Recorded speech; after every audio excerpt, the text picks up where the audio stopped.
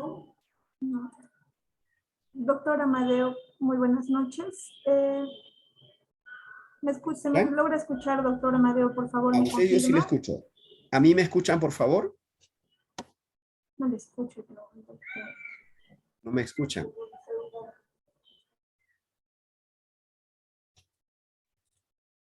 Hola.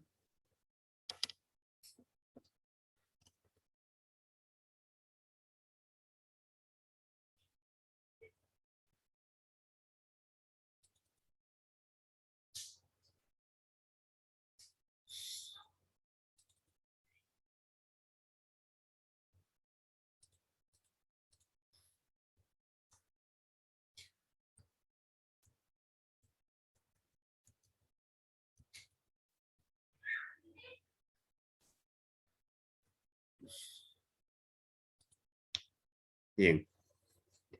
Creo que sí. Me escuchan, ¿no?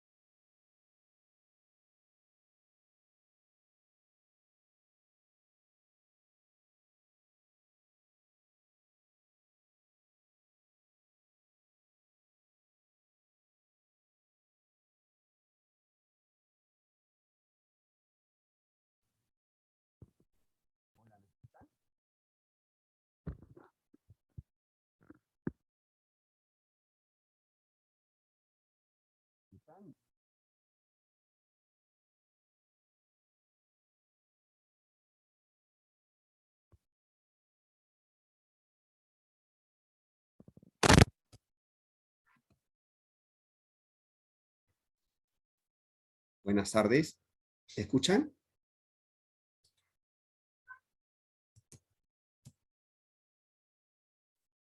Ok.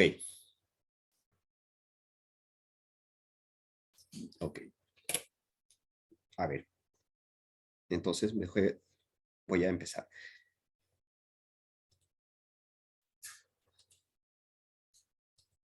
Sí, ¿me logran escuchar? Por favor, una última. ¿Sí? Sí, doctor, se le logra escuchar perfectamente. Gracias. Mire, perdóname en principio quiero disculparme con todos que estén presentes acá, porque inicialmente se había programado esta reunión para el domingo pasado. Sin embargo, hay una discoordinación y actividades personales también que no he podido desarrollar. Para hoy día, bueno, vamos a programado a las 6:30, pero igual te había actividades propias de la función, me ha hecho imposible hacer todavía el trabajo, ¿no? Sin embargo, estoy acá, espero que poder cumplir con expectativa y sobre todo, de repente, esta una hora de reunión que vamos a tener, puedan ustedes entenderme y también pueda absolver algunas consultas o dudas que ustedes tengan al respecto, ¿no? Y en tanto eh, la comunicación pueda fluir correctamente, ¿no? Me habían asignado el tema del registro de predios, concesiones y sociedades. Y la verdad que es un tema larguísimo, prácticamente estamos hablando de 3 registros, ¿no? El registro de predios, el registro de concesiones y el registro de sociedades. Y hablar esto en un solo módulo de una hora es bastante complicado y bastante amplio, ¿no? Sin embargo, voy a tratar de ahondar un poco, quizá en los 2 primeros temas, que es el tema de registro de predios y registro de concesiones mineras. Miren, pues bien, dado eso, quiero precisarles lo siguiente. El Sistema Nacional de Registros Públicos, en efecto, se queda con la ley 26.366 y pues el sistema en sí vincula en lo jurídico y registral a todos los registros de los sectores públicos, y está pues conformado por 4 grandes registros, ¿no? El registro de personas naturales, el registro de personas jurídicas, el registro de propiedad inmueble y el registro de bienes muebles. En estos ya casi 27 años de funcionamiento de la SUNARP, en realidad, que es el ente rector de este sistema, en realidad se ha ido un poco modificando las subclasificaciones de estos 4 grandes registros. En el marco, precisamente, de la entrada de vigencia de la ley que crea el registro de predios, pero además también, sobre todo, en el marco de la entrada en vigencia de la ley de garantías mobiliarias.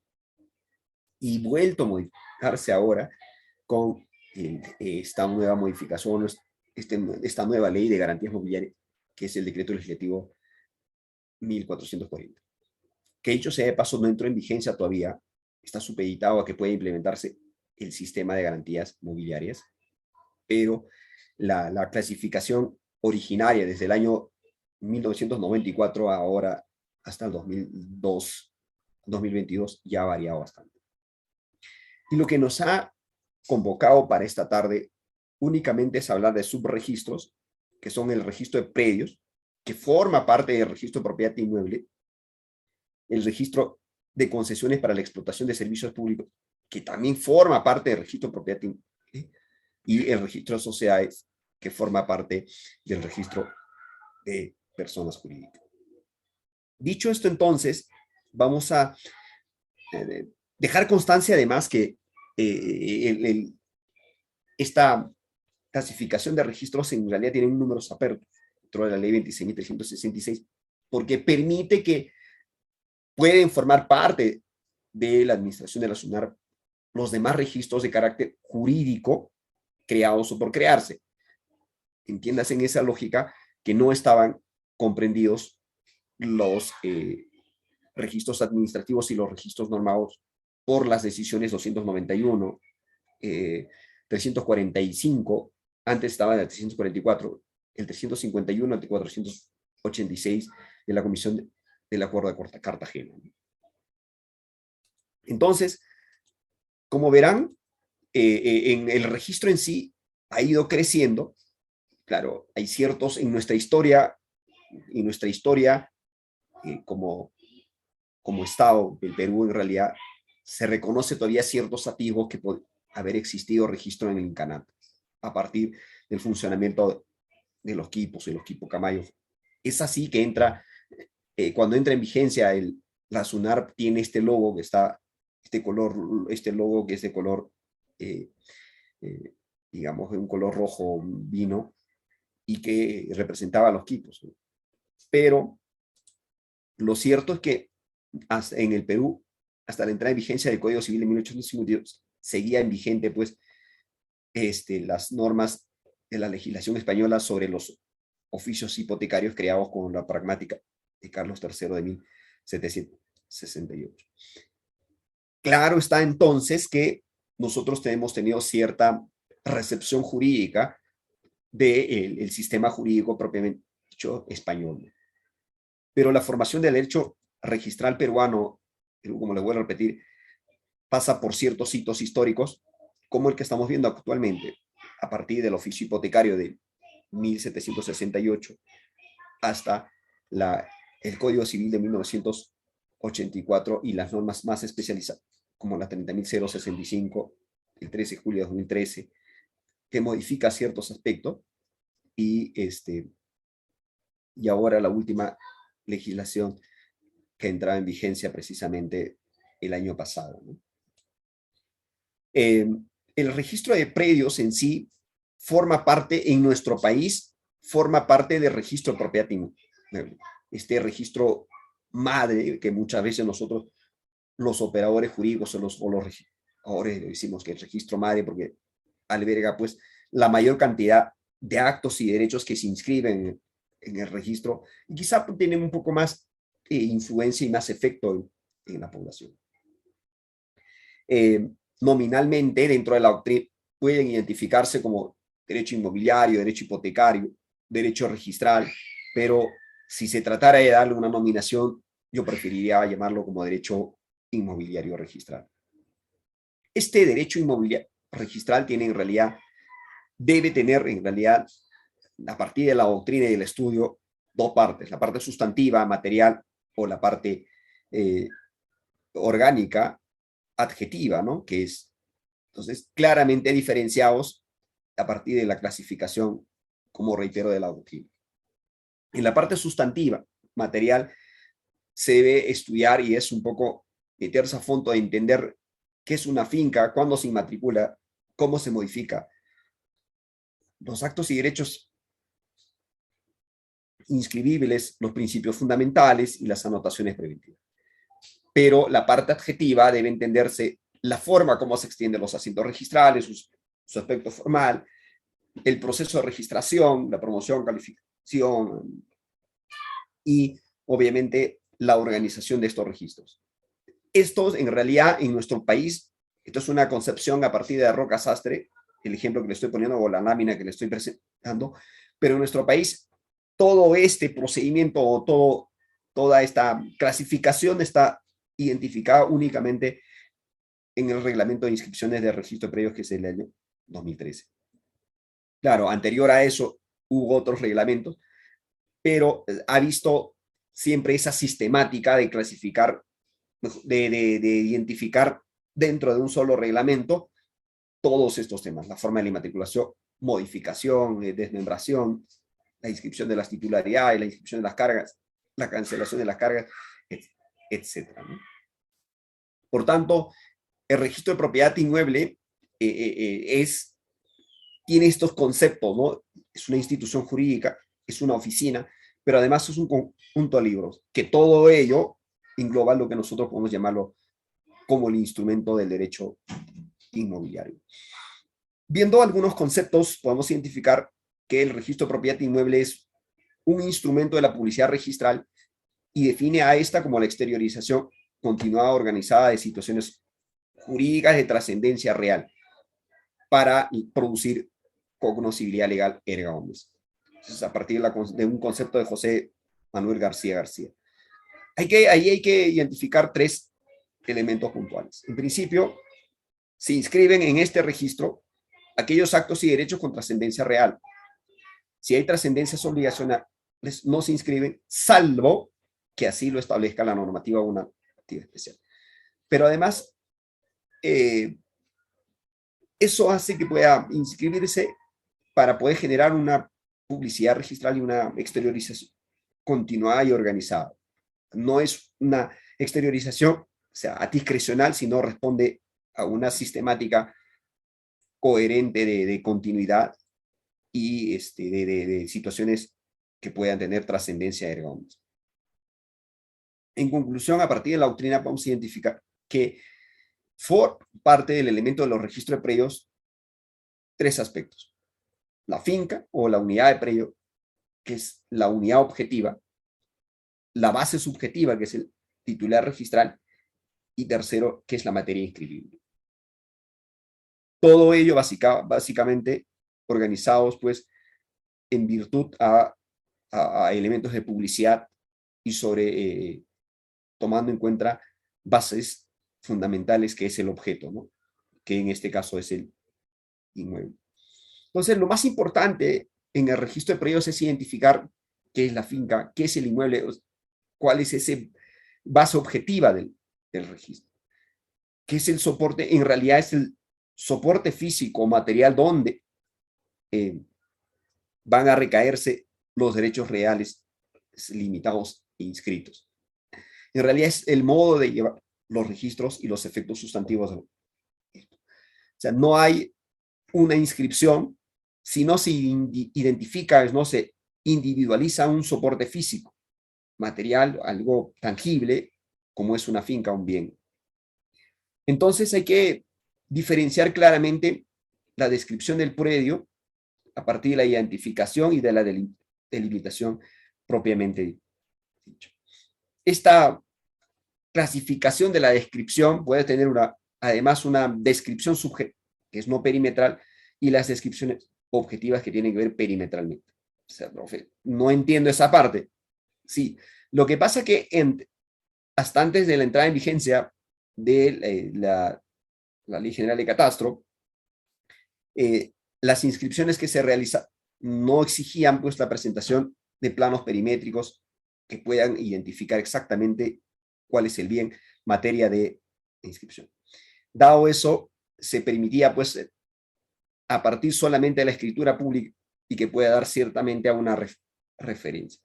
Y entendido que en el registro hay inscripciones desde el año 1896, 93, 1800, entonces hay plano, o hay, mejor dicho, predios o partidas registrales que publicitan precisamente descripciones subjetivas que no son perimetrales. Hoy en día, sí o sí, se requiere la georreferencia UTE, que es bajo linderos, áreas, a medidas perimétricas, y hay que identificar dentro de los límites verticales que establece el 954 del Código Civil. Entonces, para poder identificar claramente la regulación en nuestro reglamento, se parte pues y por identificar la naturaleza del predio.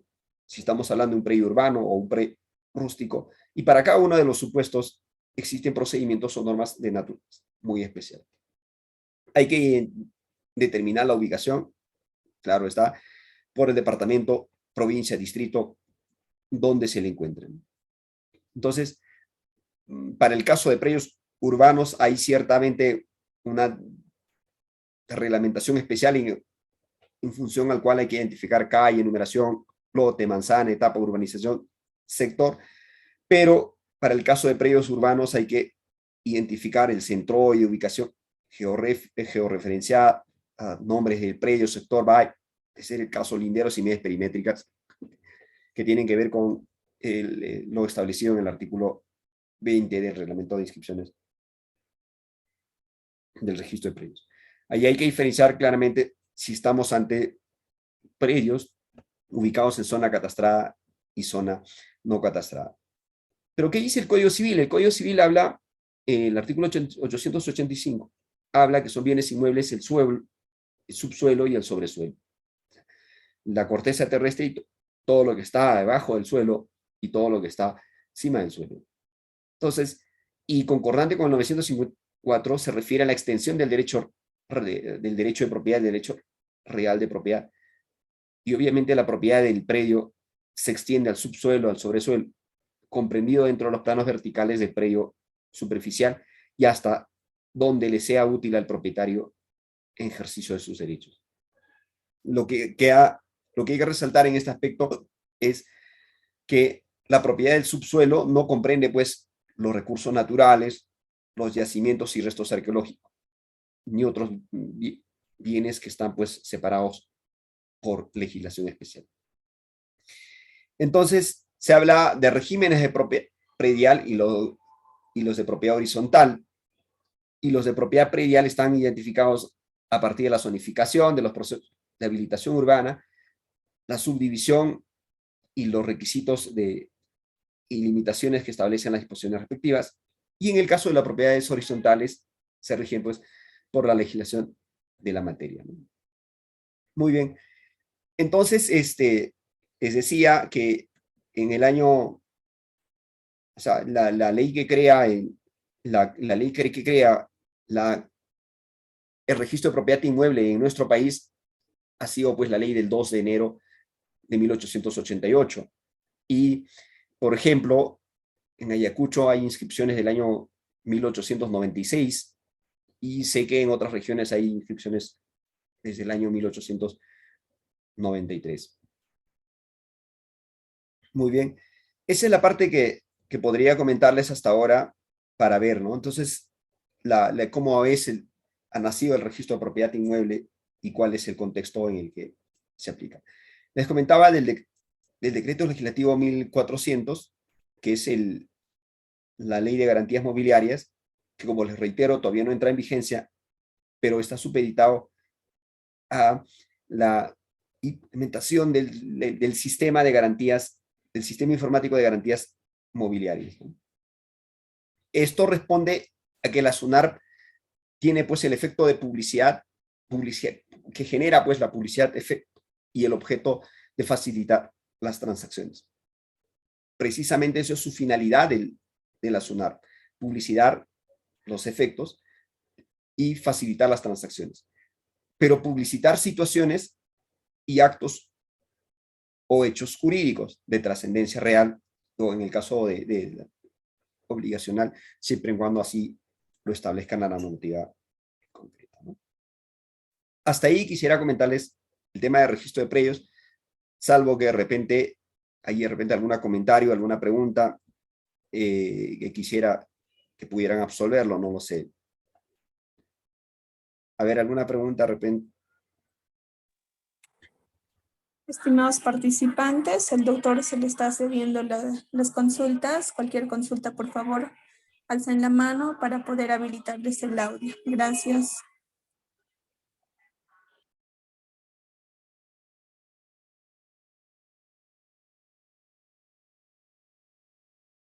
No sé si me siguen, están ahí, por favor.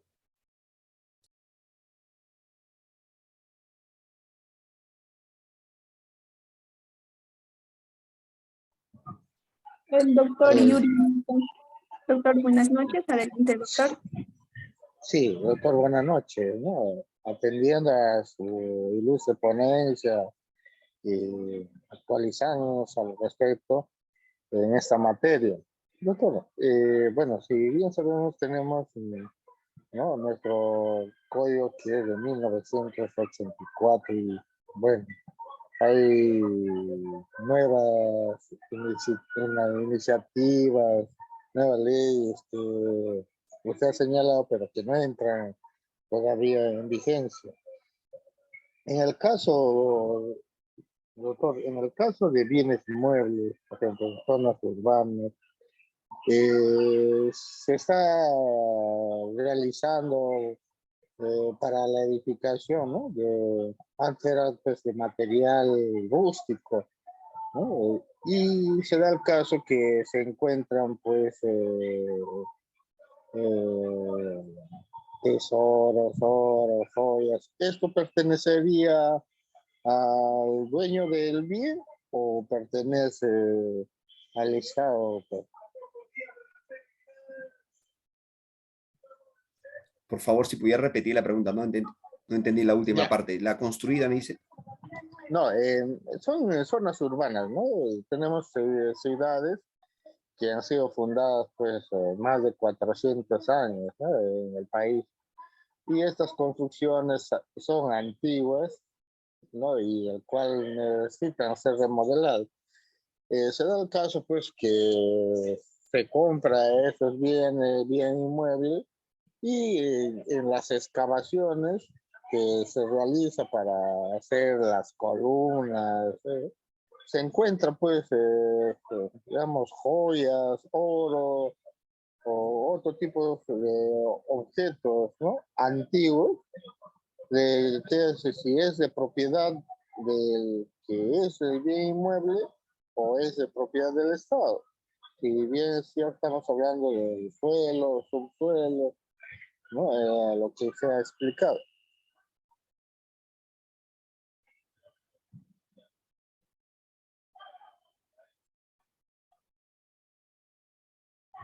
A ver, sí, es un tema,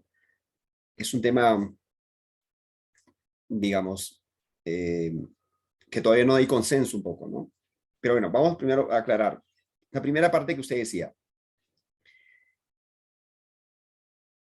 Ese decreto legislativo 1400, que es de la Ley de Garantías Mobiliarias, aún no entraba en vigencia, pero es, ojo, solo de garantías mobiliarias.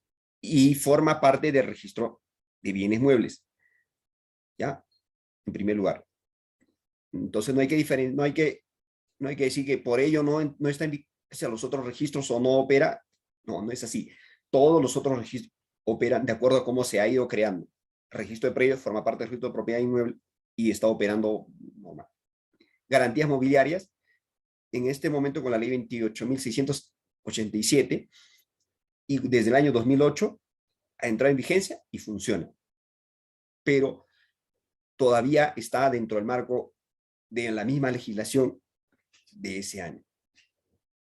Esta nueva legislación todavía no entra en vigencia, que tiene otra connotación y quizá se puede conversar en otro contexto, de otro escenario, o de repente en otra charlita, ¿no? Otra reunión que pueda convocarnos, ¿no? Otra pequeña reunión, digo, ¿no? Porque es de garantías mobiliarias, claro, es extenso y tiene otra connotación esta nueva legislación de lo que es anteriormente, que es la ley de garantías mobiliarias, Entonces, justo ahí voy a aprovechar para contestar también. Quisiera saber si la hipoteca caduca. No, la pregunta es, sobre la ley de garantías mobiliarias, pregunta, ¿quedó derogado el registro mobiliario de contratos que regulaba la ley? No, aún no ha quedado derogado. Aún no. Cuando entra en vigencia, sí, pero va a tener ya otra connotación, otra forma de inscribir a través de un sistema informático de garantías mobiliarias, que es otro contexto. En este momento, en tanto no entre en vigencia ese sistema informático de garantías mobiliarias, está plenamente vigente la ley de garantías mobiliarias del año 2008, que es la ley 28.687, si no me acuerdo. A ver, un ratito. Ley de garantías mobiliarias. Sí. Es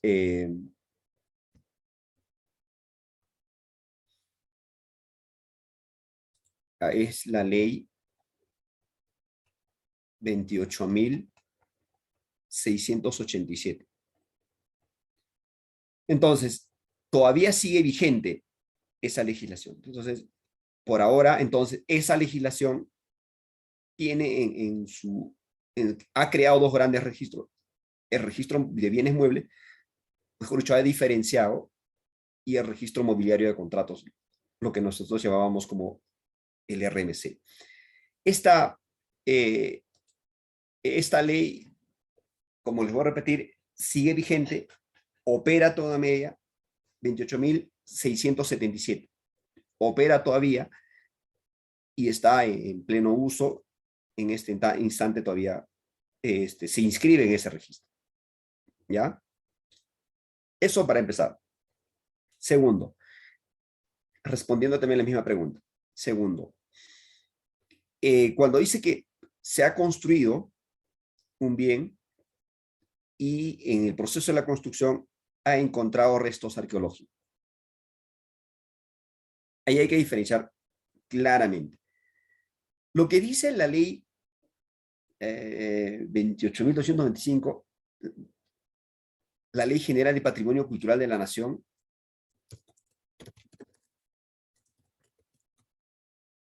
(28.296), es esa la ley. Lo que establece es que todos los bienes de naturaleza prehispana son bienes del Estado y de dominio público. Y de naturaleza de dominio público. Por tanto, si uno está empezando a construir y encuentra debajo restos arqueológicos, todo lo que está ahí es del Estado. Si hay, solo dice, no, solamente hay bienes muebles. Es decir, solamente hay huacos, no sé, una momia, etc. Esos son bienes muebles de naturaleza cultural. Habrá un proceso de un monitoreo arqueológico para poder retirar estos bienes e igual declarar al patrimonio cultural e internarlos en un museo correctivo. A través de un plan de monitoreo se podrá ver si en ese inmueble se puede construir o no la nueva edificación que el nuevo propietario pretende, o sencillamente no, porque debajo hay, por ejemplo, una ciudadela oculta o una chulpa oculta, un usno oculto, o una callanca oculta, estoy hablando de temas ahí de arqueología, entonces no vas a poder construir, porque eso lo que el Estado tendrá lo va a poner en valor y va a decir, todo lo que es debajo es mío, y que además este es un bien de dominio público, es un bien del Estado de dominio público de naturaleza cultural. ¿Ya? Y por tanto no vas a poder volver. Ahora, ¿puedo inscribirlo? Lo que va a pasar es lo siguiente. Lo que va a pasar es lo siguiente. Si uno presenta para un proceso de inmatriculación, si ya lo encontraron una callanca dentro, si ya lo encontraron un tambo, obviamente que no vas a poder inscribirlo. ¿Por qué? Porque sencillamente el derecho real del Estado es más anterior y tiene mayor preferencia, porque además se trata de un bien de dominio público. Verás cómo recuperar, etc. Salvo que de repente, como le digo, no haya restos arqueológicos y solamente sean algunos vestigios. En ese caso, pues, tendrá que plantear un plan de monitoreo y solo así podrá, en el plan de monitoreo, identificar si es que procede o no procede la inmatriculación. Ese sería mi comentario. ¿Hay alguna pregunta más? Quisiera saber si la hipoteca caduca. Compré un bien inmueble por contrato, aún no estaba registrada la hipoteca. ¿Puedo aún registrar mi contrato de compra-venta en el registro de predios? La hipoteca es una garantía de naturaleza real y como tal, en principio, no restringe el ejercicio del derecho apropiado y tampoco menos restringe la inscripción. Entonces, a un bien inmueble hipotecado, ¿pueden venderlo? Sí. ¿Puedes presentar esa compraventa al registro? Sí. ¿Se va a inscribir? Por supuesto que sí va a inscribir. Lo que sí se dice, lo que sí queda claro es que si uno compra un bien hipotecado, precisamente por el efecto de publicidad y por el efecto de publicidad erga omnes, se entiende que el nuevo comprador conocía la afectación que recaía sobre ese bien. Y por tanto, no vas a poder sencillamente, digamos, cancelarlo porque lo has adquirido. O sea, o por la mera adquisición se cancela, no. El derecho real de garantía queda subsistente, hay que pagar la deuda o la obligación en función a que se generó esa hipoteca para poder precisamente cancelar. Entre tanto, ¿qué pasa? El nuevo comprador asume los efectos de esta hipoteca, porque se entiende que él sabía, se entiende que la compraba bajo esa condición. ¿La hipoteca caduca? Por supuesto que sí caduca. Para eso hay una ley de caducidad especial. Sin embargo, hay algunas restricciones en las cuales no caduca. Ejemplo, cuando garantiza pues deudas de o a favor de una entidad del sistema financiero, ¿no? Y así hay otros supuestos también que la misma ley de caducidad establece.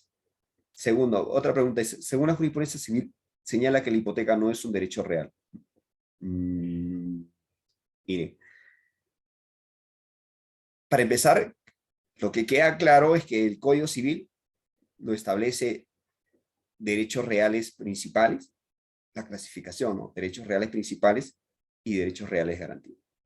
Y dentro de los derechos reales de garantía está la hipoteca. Entonces, irse contra eso, no he visto una resolución, perdón la ignorancia, no he visto esa parte, no sé, pero no creo, la verdad no creo, en todo caso de repente se ha comentado bajo otro contexto y no bajo precisamente lo que lo es.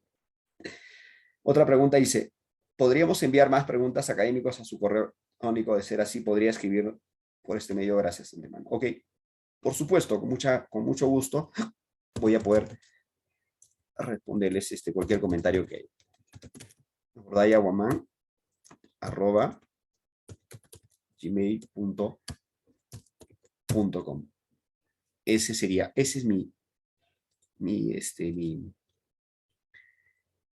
mi correo. Entonces, si es así, creo que tenemos 5 minutos más para poder comentar sobre otros, sobre el registro de predios. Quizá lo más complicado en el tema del registro de predios es el tema de cómo se inmatricula, las reglas de la inmatriculación y cuáles son las formas de la modificación. Las reglas de la modificación de la inmatriculación, que es en la primera, es la forma cómo ingresa el predio a una vida registral, a una vida jurídica registral, es ese primer acto con el cual el inmueble se inscribe en el registro. Para tal efecto, lo que establece el artículo 2018 del Código Civil es que debe haber un título con antigüedad de 5 años. Un título con antigüedad de 5 años. O puede ser 2 o más, pero entendido que basta con que uno pueda acreditar 5 años, suficiente para que se pueda inscribir. Entonces, pero en ese caso hay una discusión de cuando estamos hablando del título material y del título formal, que es una discusión doctrinaria, pero que en efectos prácticos lo que importa es que esta forma de la inscripción del título debe sustentarse bajo el principio de titulación auténtica en un título público. Llámese entonces una escritura pública que acredite fecha cierta de su otorgamiento. Pero el nuevo reglamento ha ido un poco ampliando estos supuestos y ha establecido que no necesariamente se puede hacer vía el proceso de un título con antigüedad de 5 años, sino también por otros supuestos. ¿Cuáles son esos supuestos?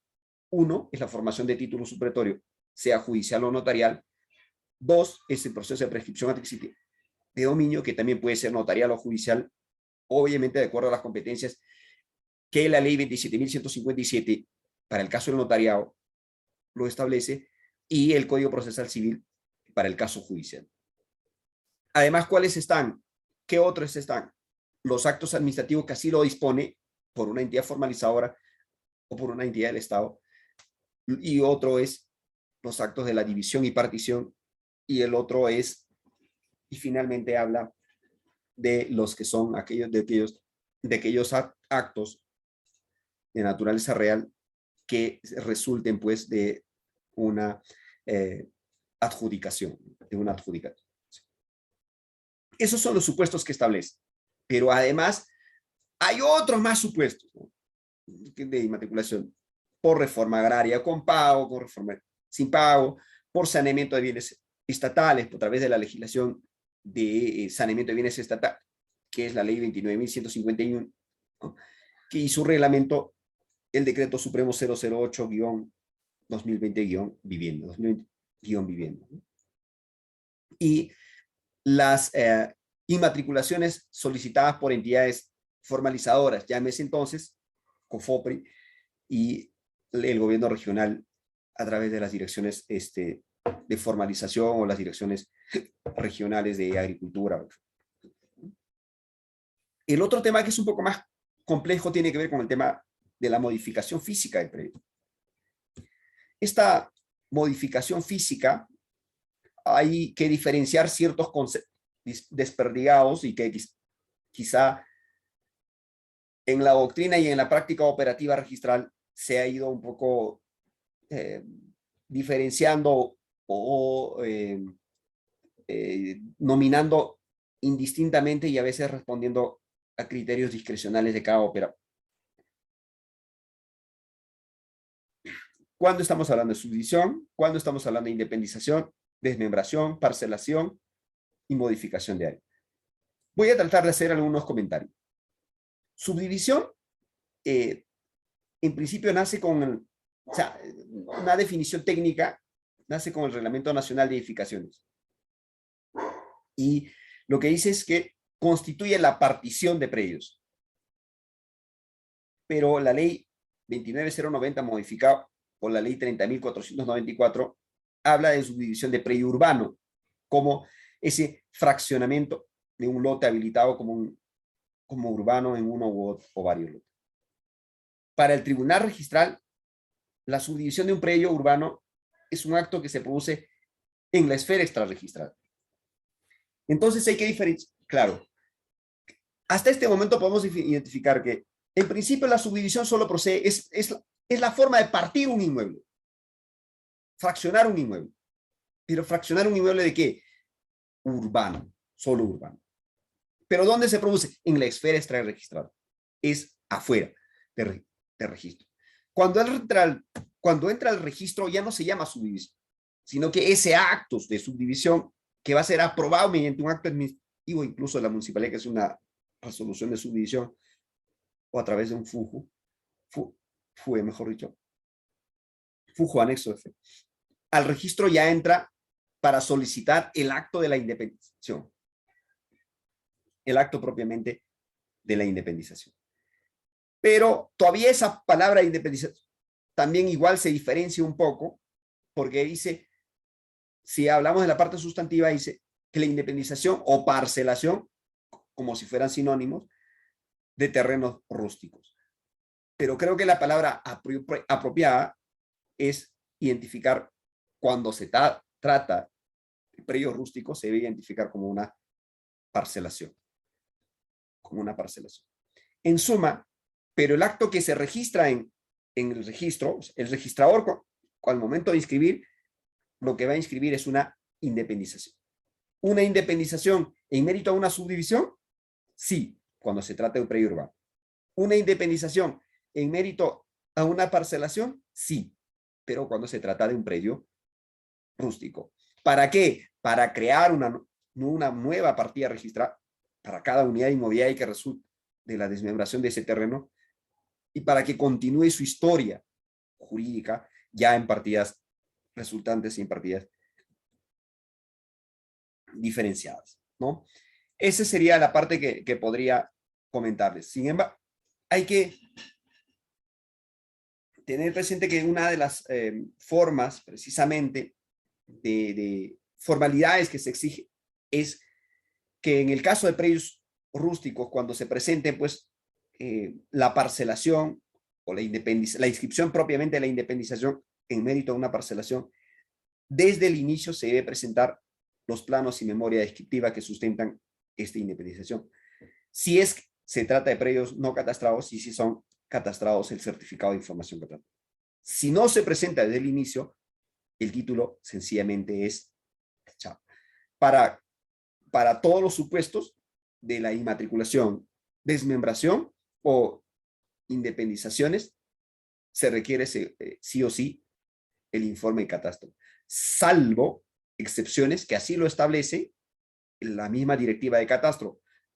Ejemplo, cuando se trate de subdivisión de habilitaciones urbanas, subdivisiones que involucran ya lotizaciones consolidadas.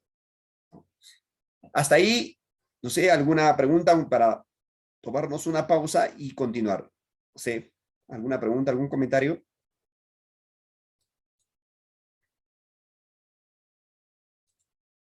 No hay. Si no hay, entonces voy a intentar hablar. Digo intentar porque ya creo que el tiempo es corto y ya me va a ganar. Doctora, sí, disculpe, le escucho. El doctor Yuri Mesa desea A ver. hacerle una pregunta, por favor. A ver, le escucho, por favor. Doctor, nos estaba hablando de, ¿cómo se llama? En caso de bienes inmuebles, ¿no? En caso de estas edificaciones que hay en las zonas urbanas, se tienen que presentar también los planos, si son edificaciones de 20, 50 pisos y son de departamentos, ¿no? Que se tienen que presentar los planos, ¿cómo se llama? A registros para su inscripción. Ahí hay que diferenciar varias cosas, ¿no? En principio, para la inmatriculación, ¿se tiene que presentar los planos? Sí, porque no hay forma de evaluar si está ubicado, mejor dicho, si está inscrito o no está inscrito el inmueble y qué área afecta. O sea, para individualizar el objeto que es materia de inscripción, que es de incorporación al registro, sí o sí se tiene que presentar al registro. Ahora dice, si sobre ese inmueble ya inscrito se edifica, por ejemplo, 17 pisos de departamentos, ¿se requiere planos? Bien, para empezar, para acreditar la existencia jurídica ante el registro de esos 17, 20 pisos, se tiene que hacer una declaratoria de edificación, o que lo antes llamado declaratoria. Para eso se tiene que presentar los planos, obviamente que sí, porque no hay forma de acreditar que sobre ese inmueble se ha edificado o no se ha edificado.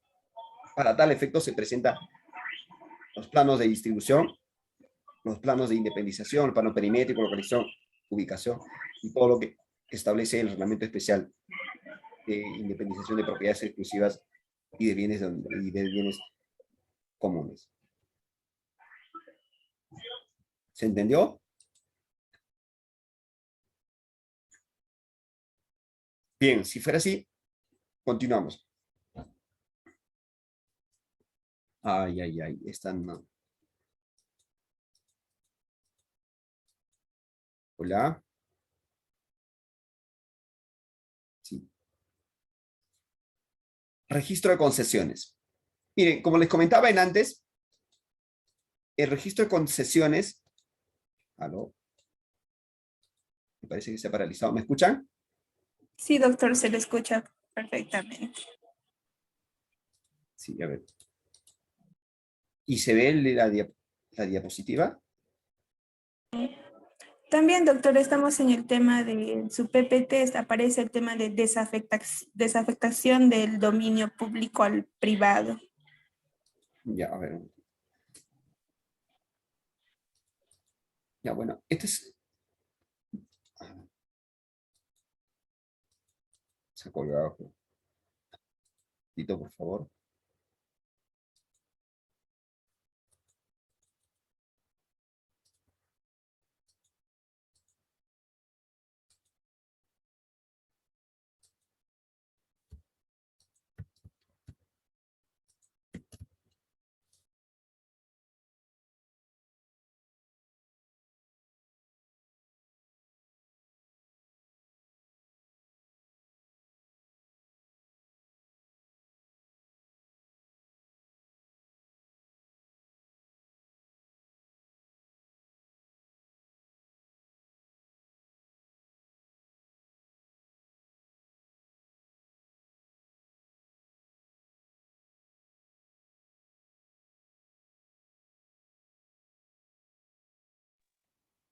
Estimados doctores, el doctor parece que tiene un problema de audio, sin embargo, en un momento ya se va a conectar, por favor, A ver, esperar.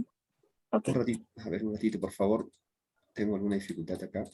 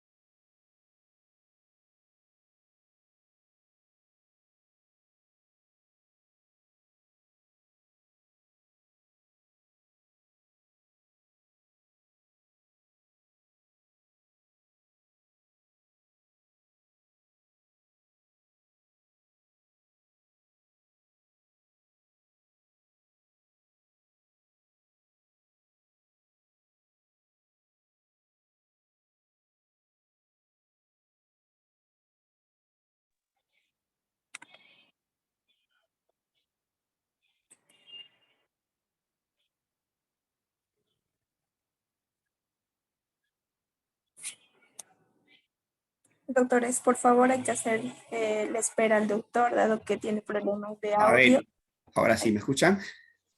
Sí, doctor, se le escucha perfectamente. Ok, sí, me parece que no corría la diapositiva. Vamos a hablar entonces un poco de registro de concesiones en el tiempo que nos queda. Igual no avanza, ¿verdad? ¿Qué pasa ahí? Que no avanza mi presentación. Acá está, ahora sí. Les comentaba entonces que este SINARP, el Sistema Nacional de los Registros Públicos, involucra pues en los registros a todos los sectores públicos y a todos los registros que forman parte, ¿no? Entonces, les comentaba que el registro de concesiones, el registro de concesiones forma parte, el registro, propiamente su nombre es Registro de Concesiones para la Explotación de Servicios Públicos, forma parte del registro de propiedad inmueble, del registro de propiedad inmueble. Este registro de concesiones para la explotación de servicios públicos, su base legal es la directiva que regula los actos inscribibles en el registro público de concesiones aprobado mediante resolución 129 del 2011 y que recientemente ha sido modificado por la resolución 044-2011 referido precisamente a estos nuevos actos y el nuevo contexto de las inversiones públicas. Tomando en cuenta que inicialmente estaba vigente esta ley 26.885, que era la ley que permitía pues la inscripción de las hipotecas sobre concesiones, y que esa ley ha quedado derogado, así como también el decreto de urgencia 008-2005, normas que en función a las cuales se había aprobado esta primera directiva. Claro está que antes de esto hubo otras directivas que precisamente estaban referidas a la inscripción de concesiones, como la directiva 04-2001, y luego que también ya por el nuevo contexto ha tenido que ser derogado. Pero lo que hay que saber en este momento es qué concesiones son inscribibles en este registro. Tres grandes: registro de concesiones de obras públicas de infraestructura, las concesiones para la explotación de servicios públicos y otras concesiones que no sean inscribibles en registros especiales. ¿Ya? Entonces, hay que diferenciar que es las concesiones de obras públicas de infraestructura y las concesiones para la explotación de los servicios públicos. Entonces, hay que diferenciar qué es una concesión. Para eso hay que diferenciar además cuando estamos hablando de obras de infraestructura y cuando estamos hablando de servicios públicos. Hay que tener presente, o sea, que las normas básicas que no pueden faltar para entender que es toda infraestructura es una obra o instalación, en el sentido de que ha sido creado artificialmente. La infraestructura se encuentra vinculado a la explotación de un servicio público y la titularidad de la infraestructura corresponde a la administración pública. El dominio público está presente en este caso y también es lo que la doctrina llama el demanio. Y existen pues dos clases: el demanio natural y el demanio artificial, o el dominio público natural, que son los ríos, las playas, y los demanios artificiales, en donde se encuentran las obras públicas que permiten o aparecen a las concesiones de infraestructura. Una infraestructura, de acuerdo a la Real Academia, es un conjunto de elementos o servicios que se consideran necesarios para la creación y funcionamiento de una organización cualquiera. Entonces, cabe preguntar, ¿toda obra pública representa una infraestructura? No. Ejemplos sobran, ¿no? La estatua de una plaza, un jardín público, un polideportivo. O sea, hay bienes que precisamente no son una infraestructura. En el Perú, en estos últimos tiempos, y a partir de la entrada en vigencia de la Constitución del 93, hubo este rol, un cambio de rol de que antes hacía todo por ahora para entregar, para que otro lo haga. Eso se ha hecho un poco en el contexto de una carencia de recursos, mejorar la competitividad, que han sido pues los motivos más suficientes para ese cambio. No, entonces ahora el Estado ya es más orientador, regulador, normador, fiscalizador y subsidiario. Entonces, ya ahora el nuevo comportamiento típico del Estado es eso, ¿no? Administrar, o sea, recaudar, administrar, gastar en obras públicas, en obras nuevas o subsidios, etcétera, ¿no? El sustento de esta constitucional, de estas concesiones, está en el artículo 73.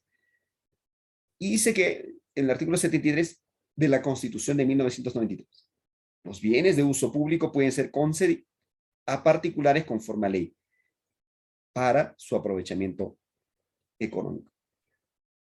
Para la doctrina, la concesión es el derecho que otorga el Estado a un privado para que ejecute una obra pública, sin tener que pagar un precio por ella. Bueno, aunque existen excepciones, el pago se da por la explotación a lo largo del plazo por el privado de la obra nueva. Ya nuestra legislación, después de esa ley 26.885, fue derogado por el decreto legislativo 1222, y luego también ha sido derogado el 2018 por ese decreto legislativo 1362, y que ya habla pues de la ley de la promoción de la inversión privada mediante asociación público-privada y proyectos activos. Este reglamento de esta nueva legislación establece que una concesión en principio es un acto administrativo por el cual las entidades públicas titulares de proyectos otorgan a un inversionista la ejecución y explotación de la infraestructura pública o la prestación de servicios públicos. Fíjese bien, ahí hay dos cosas. Otorgan a un inversionista la ejecución y explotación de, uno, infraestructura pública, o dos, la prestación de servicios públicos, por un plazo determinado, cuyos derechos y obligaciones están regulados, obviamente, en principio, en el contrato. Este es un registro y un procedimiento que tiene un procedimiento sui generis, un poco especial. ¿Dónde se inscribe? El reglamento lo que establece es que se inscribe en el registro de concesiones para la explotación de servicios públicos de la oficina registral del lugar donde se encuentra la sede principal de la empresa concesionaria. Ojo, que está fijado en función al domicilio de la empresa concesionaria. Y ahí el tribunal registral ha establecido, por ejemplo, que la competencia para inscribir servidumbres a favor de concesiones, el registrador de concesiones es competente para pronunciarse respecto a la solicitud de la inscripción de la servidumbre en la partida de la concesión, y dicho funcionario además tiene competencia nacional para efectos de extender la notación de correlación en las partidas de los predios afectados. Ejemplo, puede inscribir en Ayacucho, pues, tiene una concesión desde Lima, sí, porque la empresa está inscrita en Lima, sí.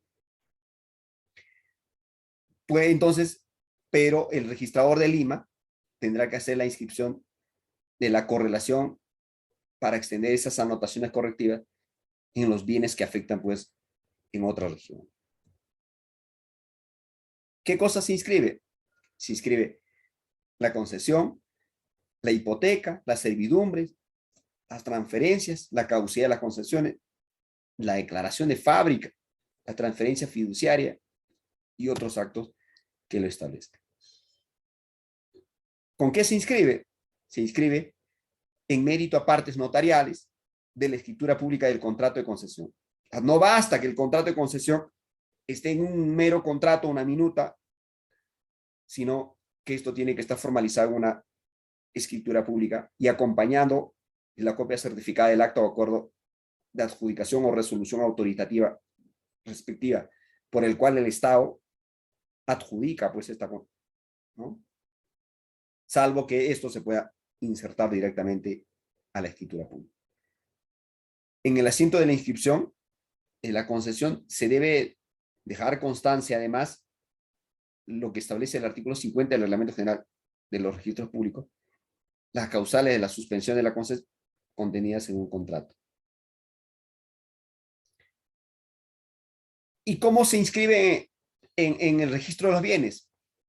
Como le decía inicialmente, se inscribe pues, en los bienes que integran la obra pública o los que están afectados a la concesión, se encuentran registrados en la partida. Entonces se hace una anotación nada más de correlación que publicite pues, la afectación indicada. Si es una afectación, se inscribe como carga así, consignándole los datos de la concesión.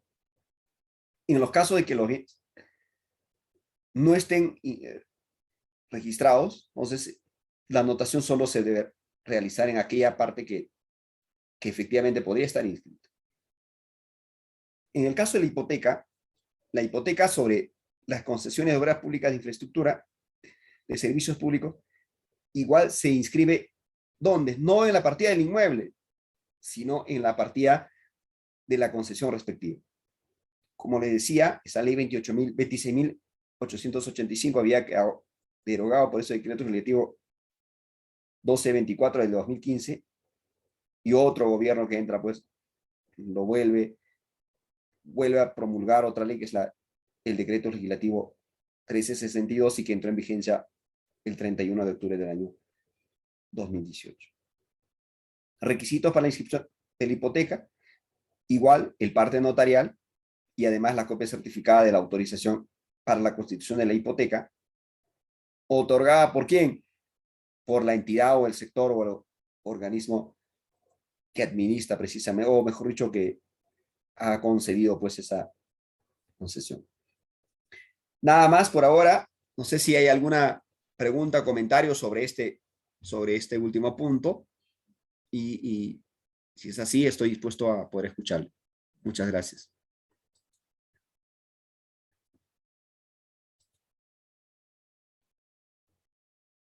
¿Sí? ¿Hay alguna pregunta? Ok, las diapositivas las voy a pasar, no se preocupe. Bueno, si no hay ninguna otra pregunta, les Doctor, agradezco su atención. el doctor Bruno Palacios Cancho, se le va a activar el micrófono al doctor. A ver, doctor, ¿cómo le va? Buenas noches.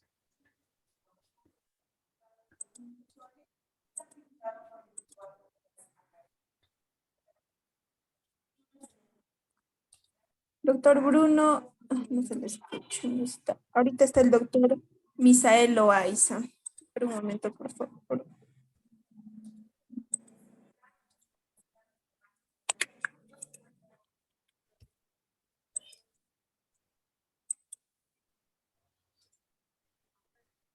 Doctor, muy buenas noches. Muy buena Hola, su doctor. explicación. Gracias, doctor. Una consulta. A ver, doctor. En un tema de petición de herencia, yo soy el abogado, hay un primero heredero que se declaró heredero, y yo voy por la petición de herencia por los que no se declararon heredero, ¿ya? Y quiero realizar una anotación de demanda, una anotación en el registro público. ¿Puedo hacerlo eso sin que el juez ordene? No, doctor. Porque realizarlo eso ante el juez demora como 3, 4 meses y me demoro. ¿No se puede hacer, doctor? No. Solo se puede inscribir a través de una medida cautelar. Toda medida cautelar se inscribe en mérito a una disposición de la autoridad que corresponde. En este caso, como es jurisdiccional, tiene que venir del órgano jurídico. Para tal efecto, se tiene que presentar la copia certificada de la resolución judicial que dispone la medida cautelar y el oficio que requiere pues, la inscripción de la medida cautelar. Si no es así, no se puede hacer, doctor. Correcto, doctor. Gracias.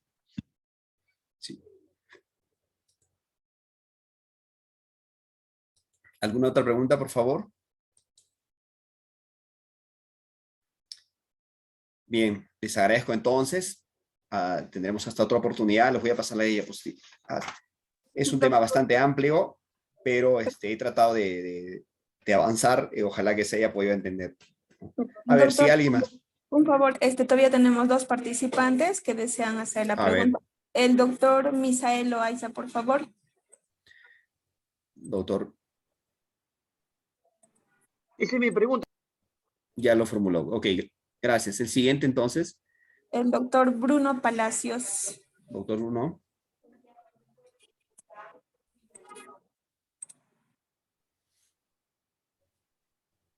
Ok. Eh, buenas noches.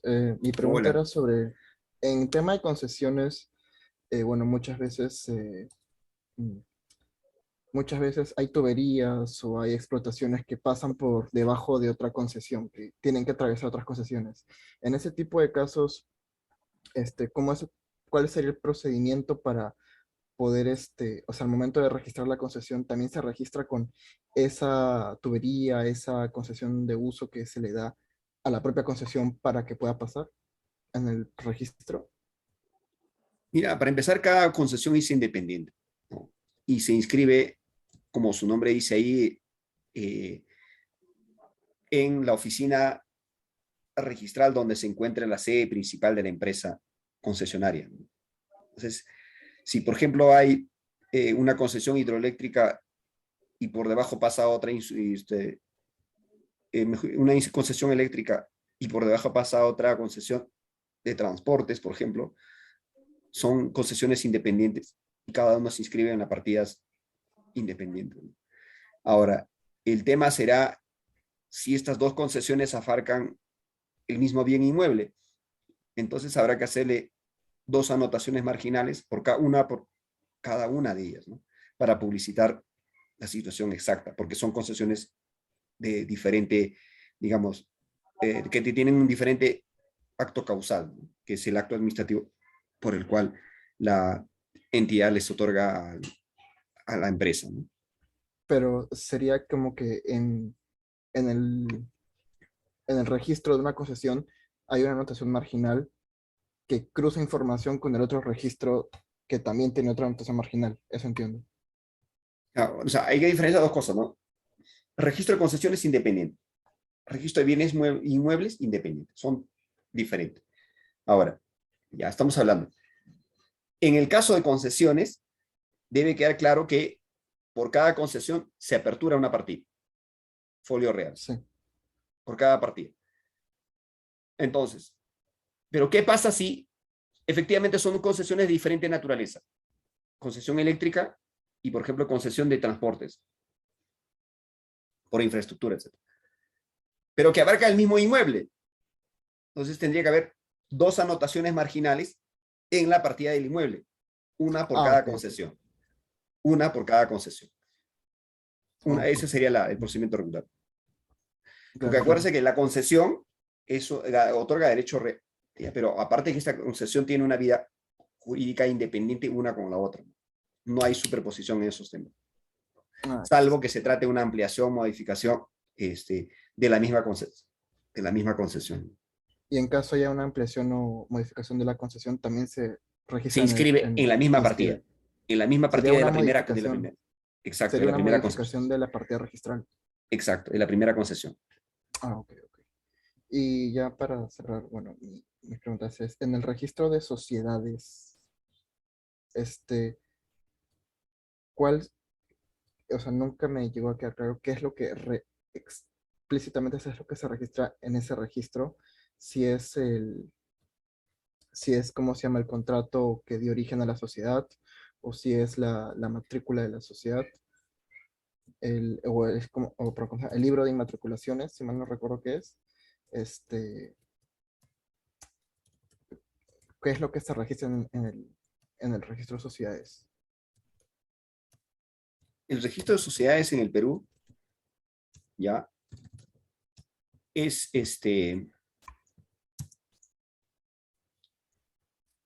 mire, lo que hay que tener presente es que el registro de sociedades en el Perú forma parte del registro de personas jurídicas.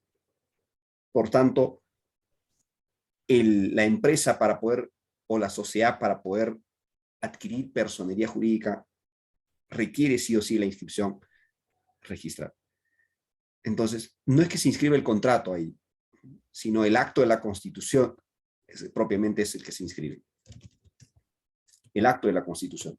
Entonces, porque el contrato como muchos lo llaman, ¿no? El contrato, el acuerdo que hay de ser asociativo, societario, se hace en la esfera extrarregistral y eso se formaliza en una escritura pública de constitución, en una escritura pública de constitución.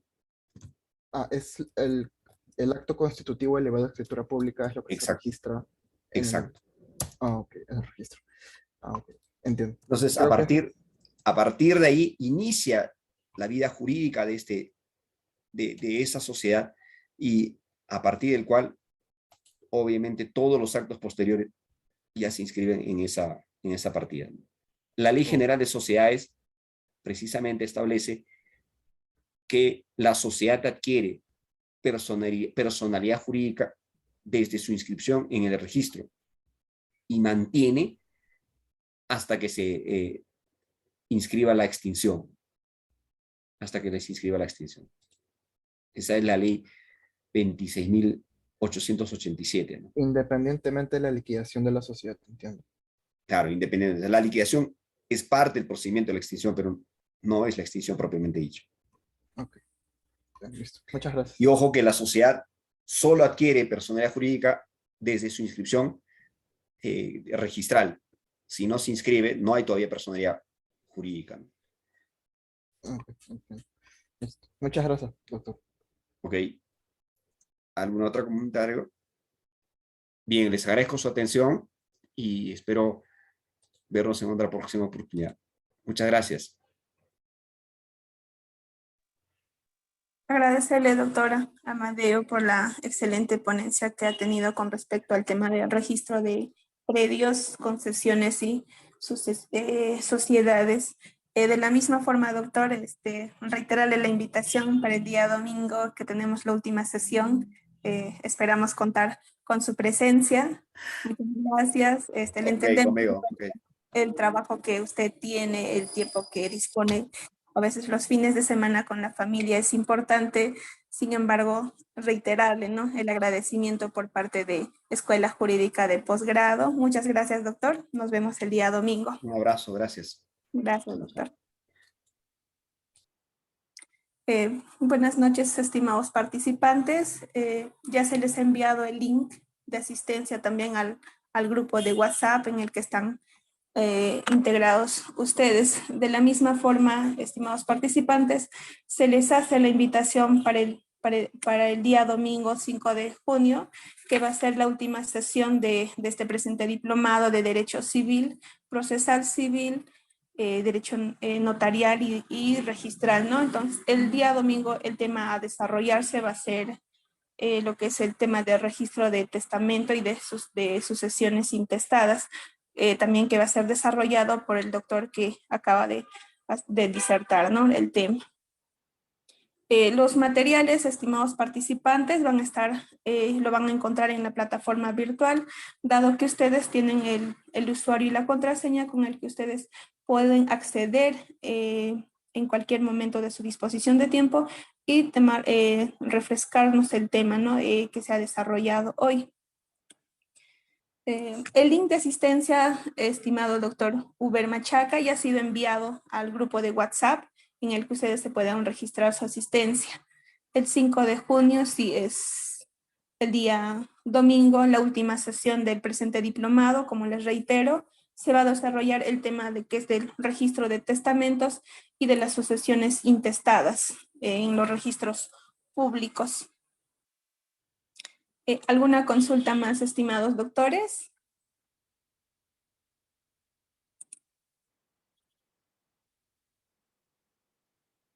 Bueno, dado que ya no hay preguntas Estimados doctores, se les reitera de la misma forma también las disculpas del caso, ¿no? Esperamos su comprensión de parte de ustedes, dado que el presente curso de hoy día ha sido reprogramado, ¿no? Entonces, les reiteramos nuestros sinceros agradecimientos por la comprensión que tienen con nosotros para nuestra empresa. Vamos a finalizar, estimados participantes, que tengan muy buenas noches. Ya se les estará haciendo invitación a los diplomados, a los cursos que tenemos en Escuela Jurídica. Muy buenas noches, gracias. La doctora Liz Arteaga, la última sesión, doctora, se va a desarrollar el día domingo a las 6 de la tarde con el mismo doctor, el doctor Amadeo Ordaya.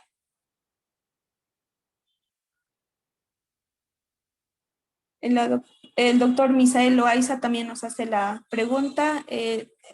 Doctor, la siguiente sesión, que va a ser la última de este diplomado, va a ser el día domingo, el día domingo 5 de junio a las 6 de la tarde.